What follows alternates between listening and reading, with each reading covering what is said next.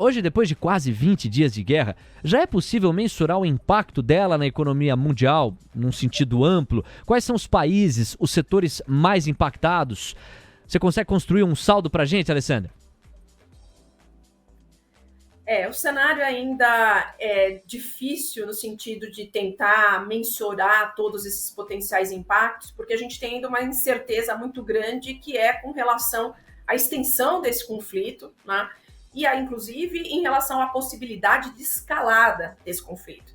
Então, as casas, de forma geral, aqui no Brasil e lá fora, estão trabalhando com algumas premissas para tentar, a partir disso, derivar impactos para a economia mundial e para a economia brasileira. Aqui na Tendências, nós fizemos isso, né? Então, para ter esse balizador, para a gente começar a construir esses impactos, nós estamos trabalhando com a premissa de alguma acomodação nessa questão do conflito ao longo do segundo semestre do ano, né? Então, seria aí, né, não um cenário de muita, assim, ainda alguma duração, mas não uma extensão e nem uma escalada, né, que nos levaria a um cenário aí bastante pessimista. Então, é com essa premissa, e aí derivando alguns impactos. A gente tem impactos aí super importantes para preços de commodities no geral, como você estava bem mencionando anteriormente. A gente tem as commodities como petróleo operando em patamares extremamente elevados, as commodities agrícolas, dado aí principalmente Rússia e Ucrânia, que são importantes players, principalmente no mercado do trigo, mas não só. A gente tem impacto no minério de ferro. Aí a gente tem impactos derivados em outros insumos, em outros tipos de produção, como aço, por exemplo, também derivado disso, né? Diante disso, dessa premissa, nós trabalhamos ainda com a permanência dessas commodities em patamares altos aí por um certo período de tempo, mas trabalhando com uma acomodação disso ao longo do segundo semestre.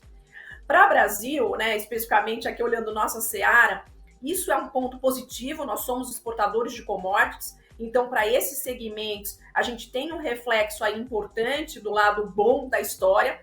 E mesmo quando a gente traz aqui para pensar inflação, para pensar PIB, por exemplo, esse é um importante colchão, né? Porque a gente vende mercadorias que estão mais valorizadas nos mercados internacionais, então a gente tem um ingresso maior de dólares para a economia brasileira, não só devido ao comércio, mas também relacionado a investimentos, a empresas ligadas a esses segmentos, então vindo o fluxo de capital para cá, e isso mantém o nosso câmbio mais apreciado. Então, a gente tem aqui um limitante importante para a inflação, mas ainda assim a gente tem contágio da expectativa de inflação. Nós revisamos a nossa projeção de inflação aí para o IPCA para 6%.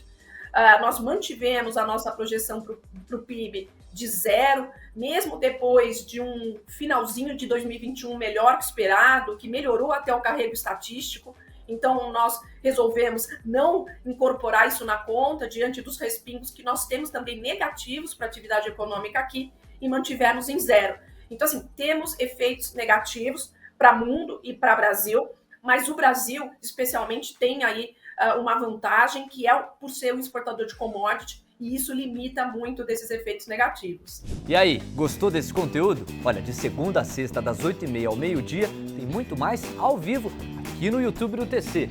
Eu te espero no Expresso da Manhã. Até lá!